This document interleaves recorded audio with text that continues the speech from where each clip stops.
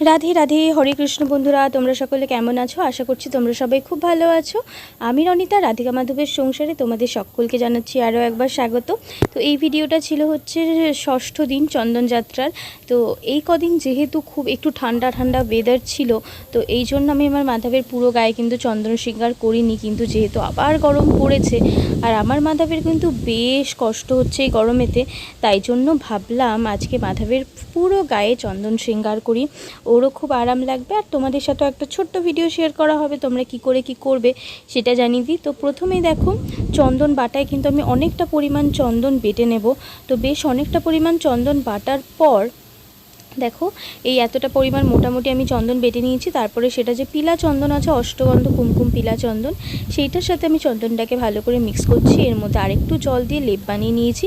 তারপর 000 নাম্বার সাইজের সাহায্যে কিন্তু আমার মাধবের পুরো গায়ে আমি চন্দনের প্রলেপটা লাগাবো। তো ফেস থেকে শুরু করেছি, কারণ ফেসটা একটু ধীরে ধীরে করতে হয় যাতে চোখে না লেগে যায়, সুন্দর করে যেন ওকে দেখতে লাগে। তো দেখো কতটা খুশি আর ফিক করে হাসছে, দেখো কতটা মিষ্টি লাগছে। তো ওর পুরো অঙ্গে আমি এরকম চন্দন দিয়ে সুন্দর করে সাজাবো। আর যে চন্দনটা বেঁচেছিল সেটা দিয়ে কিন্তু আমি তিলক পরে নেবো। তো চন্দন ওয়েস্ট করা ঠিক না, তো তাই আমি প্রত্যেক দিন ওদের পুজো করার পর যে চন্দনটা বেঁচে থাকে সেটা দিয়ে আমি তিলক পরে নিই। তো কখনো জাস্ট টিপের মতো পরি, কখনো এরকম পরি, আর কণ্ঠেও চন্দন পরি যতটা আমার দ্বারা সম্ভব। তো তারপর দেখো একটু সুন্দর করে যেরকম পত্রাবলী আঁকা হয় মায়াপুর ইস্কনে, যে শ্রীকৃষ্ণের গায়ে সুন্দর করে আঁকা থাকে, তো সেরকমই চেষ্টা করছিলাম। কিন্তু অত সুন্দর তো আমি আর পারি না, তো যেরকম পারি সেই রকমই আমি সুন্দর করে ছোট্ট করে ওকে শৃঙ্গার করিয়ে দেওয়ার চেষ্টা করছি।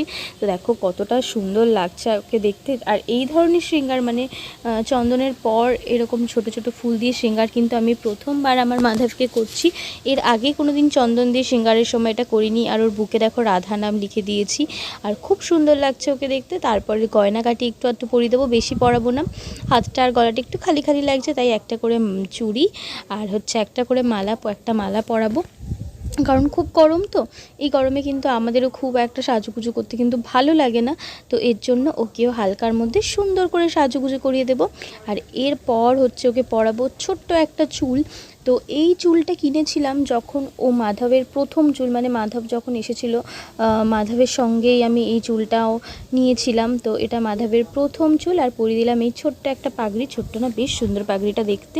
তো যেহেতু অন্য কিছু শৃঙ্গার করানি, তাই ভাবলাম একটু পাগড়ি পরাই, বেশ মিষ্টি লাগবে।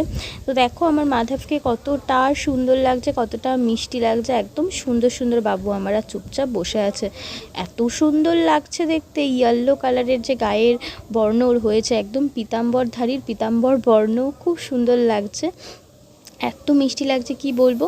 আর এই দেখো মাধব আর মাধবের মাম্মাম, আমাদের কিন্তু কমেন্ট করে জানিও কি মাধব আর মাধবের মাম্মাম দুজনকেই কিন্তু কীরকম লাগছে দেখতে। কারণ অনেকদিন পর কিন্তু আমি একটু শাড়ি পরলাম, আমার ইচ্ছে করছিল আজকে মাধবকে সাজাবো, আমি একটু সাজুগুজু করি। আর আমার মাধব না, আমি সাজলে আমার মাধব খুব খুশি হয়ে যায়, আমার মাধব সাজলে আমি খুব খুশি হয়ে যাই।